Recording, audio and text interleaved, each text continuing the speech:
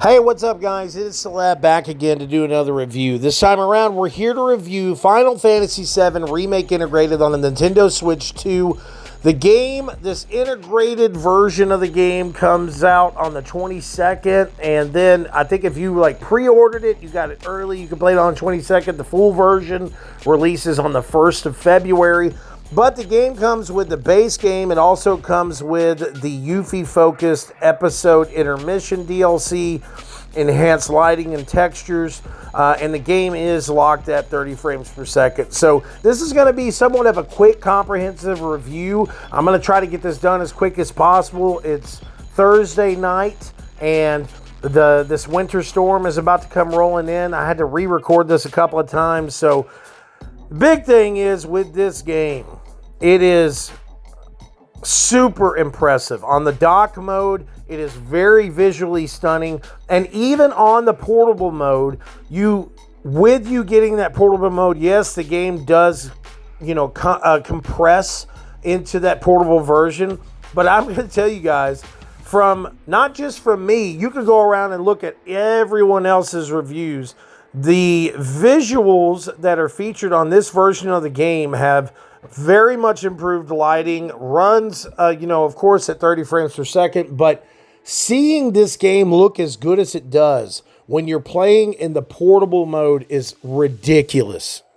And I mean ridiculous. The cutscenes, there's a lot of times that I just, as I do in a lot of different games that are, action-packed or open world or whatever, I'll see these visuals that are just unbelievable and amazing and stunning, and I kind of catch myself walking around more than I am playing the game. I did that a lot in the portable version of this game. I would be sitting there with something on the TV, and I'm like, I'm going to pick it up, kind of see where it's at. Unbelievably stunning visuals for the Nintendo Switch. One thing I will say, it is on the larger side, file size wise. It's like 90 something gigabytes, I think. But with that, with grabbing that much storage on the Switch 2 version of the game, it helps with the fidelity, it helps with the overall visuals, it helps with the processing power too. And I feel like maybe that's the reason why some other games that I've played that are ports are not as capable as this port is, but it is very, very, very, I said it is a very good experience. The progression in the game as well, in this version, there is a mode to where you can start the game out from a brand new standpoint, but you can start it out to where your character is of higher level, has better max health, and has better damage whenever he is impacting on enemies. Cloud and the whole crew just look amazing on this. I really don't know what else to say outside of the game feels really great. Something else that is good about it, now I didn't see any there wasn't any big key updates you can play the game in mouse mode, or you could if you add this sword to the Switch 2 controller and swing it, like we used to see with a lot of different Wii iterations of games, or, Switch iterations of games, that they would really integrate a lot of that different stuff. But this was mainly just focused on delivering a really high quality, high fidelity gameplay experience that feels unbelievably amazing in your hand. Now, one thing I will say on the Switch 2, something that I'm still trying to get used to, is that right out the bat, a lot of Switch 2 games seem to have a really high sensitivity rate on the joysticks, and it's something that you can even probably tell in some of the gameplay I've featured in this game. It was like super tight left, super tight right, super tight left. I would be barely touching the joystick. But visually stunning. There's so many times as you're going through the levels and having the action-packed sequences that you do, that when I was playing the game with my Pro controller, it felt just unbelievable. It was a very, very heavy comparable experience to even PlayStation 5 and Xbox. There's been more times that I have been turning on my Switch 2 to play games, to play my Switch 2 compared to my PlayStation 5 or my Xbox as well, because of the great port that this is. It's not something that I was like, well, I can just download it and play all the way through on my PS5. I was very intrigued to see how the game, as you progressed, continuously looked. And there's a lot of times that this is a very comparable experience to PlayStation 5. That is my mainline console. And I think that a lot of people will agree with me that this is one of the best ports on the Nintendo Switch. So, like I said, this is just a quick update review of what is great about the Switch 2 version of Final Fantasy VII Remake Integrated. The intermission DLC, I didn't really get into it a lot. I didn't get into it a lot the first time whenever I was playing it.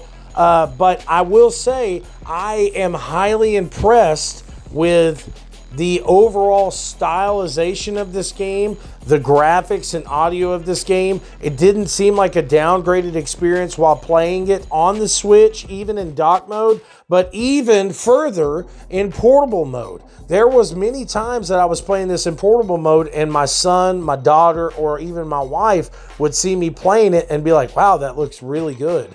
So it is something that I think you should for sure check out. If you're new to Nintendo Switch and you're worried about what possible ports are going to look like on the Switch, maybe this is one of those games that you try out first, because surprisingly enough, I'm going to tell you, it's one of the better ports that Nintendo has ever had on either of their Switch consoles. So this is it, guys. Please do me a favor and go to cineleaks.com and check out our full review of the Final Fantasy VII Remake Integrated, and it's more in detail of the story and a few other details, but there's not really a big difference in like the controller aspect, or on Switch, if you shake the console, Cloud does a flip or something. It is more like a straight port that is actually done in such a great way, and really feels like maybe this is how we're going to start seeing games ported onto portable consoles in the future. I don't know. Please make sure to comment, like, and subscribe. Check us out at cineleaks.com for some of the latest and greatest geek news, movie news, and gaming news. We are going to give this game a 4.8 out of 5. As I said, the controls at times seem almost a little too sensitive, even after I turned it down. Now, I know I didn't mention that just a bit earlier, but even after I turned it down, it still felt almost, it would feel almost too sensitive, and then whenever I would turn the sensitivity down, it almost felt too stiff. It's like I could never really get that kind of middle area. And then lastly, I just feel like the game could have been at least 45 to 60 frames per second. I don't know. I mean, the game looked really good, and I think that this version of the game was great. It came with so many different cool things. It came with, the original version of Final Fantasy VII. It came with the intermission DLC. It also came with different accessories, weapons, all kinds of really cool stuff. And I'm still in shock just talking about it, how unbelievably great the quality of this game looks. Like, the visuals are stunning on portable mode and on dock mode on the Switch. So I think that, like I said, I think if this is going to be your first port on the Switch 2, or your first time to play a Switch 2, and you want to see a game that could possibly put you in the mindset of like, oh man, maybe this is a really big contender for these new generations of consoles, this is probably the game that you need to play first. So, like I said, 4.8 out of 5. Please make sure to check out the mainline review over at cineleaks.com, to where there's a little bit more in-depth details on the story and stuff.